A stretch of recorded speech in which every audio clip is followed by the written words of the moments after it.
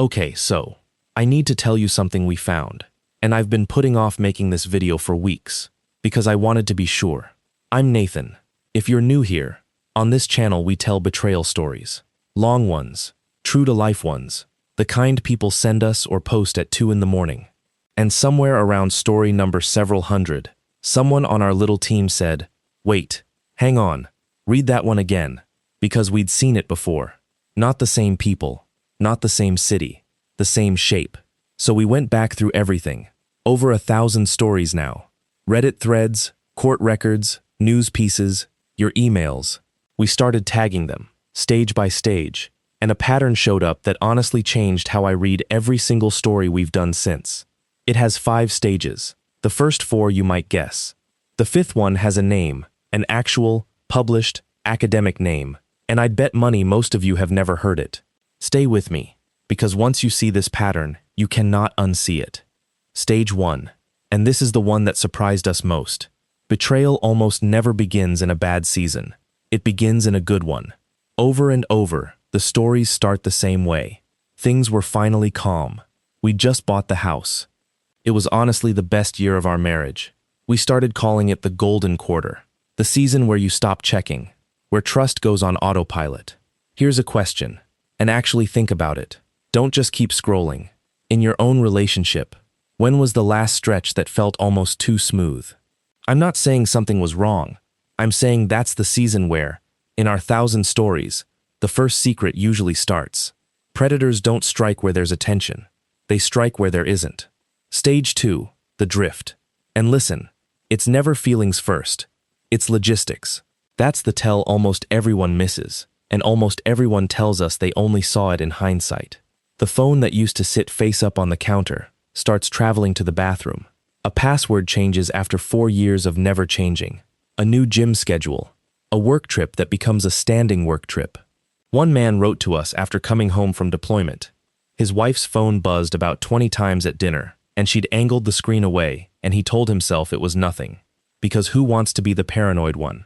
Months of messages. That's the trap of stage 2. Every single change has an innocent explanation. It's only the cluster that means something. 1 drift is life. 5 drifts, same 6 weeks? In our archive, that cluster showed up in the backstory of almost every affair we logged. Stage 3 is where it stops being about love and starts being about resources. We call it the extraction, and it shows up in 3 flavors: money, attention, and information. Sometimes it's small, a card in your name, a savings account that's ours, but somehow only ever flows one direction. Sometimes it is not small. One of the most famous cases we've ever covered. A woman, 25 years married, insurance broker husband, and every second week he worked out of state. He had a fiancée and 2 teenagers in Albuquerque. 17 years. A second family, funded by the first one, running on a bi-weekly schedule like a bus route. 17 years. And here's the stat that should genuinely bother you. When researchers widen the definition of infidelity to include emotional affairs and online relationships, the numbers reach roughly 1 in 3 men and 1 in 4 women. That's not a them problem. That's a next-door problem. Stage 4, how it comes out. And I love this one, in a dark way, because after 1,000 stories I can tell you how betrayal actually gets discovered, and it is never the private investigator. It's laundry. It's a Facebook page a wife created for the first time. That's literally how the Albuquerque story broke. An auto-suggested friend she'd never met who had her husband's face in the profile photo. It's a fitness app. A shared iPad nobody remembered was still syncing. In our tagging, the overwhelming majority of discoveries were accidents. Mundane, stupid, 5-second accidents. Which tells you something important. Cheaters don't get caught because they're careless. They get caught because a double life leaks. Always, somewhere. Drop a comment. If it happened to you, how did you find out? I promise you the comment section of this video will prove my point better than I ever could. And now stage 5. The one nobody notices, because it happens after the discovery, when everyone thinks the story's over. The confrontation happens, and the betrayer flips it.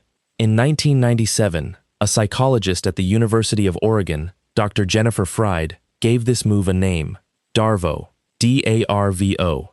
Deny, attack, reverse victim and offender. Say the pattern out loud and you'll recognize it instantly. First, that never happened. You're imagining things. Then, when the evidence lands, you went through my phone? What kind of person does that?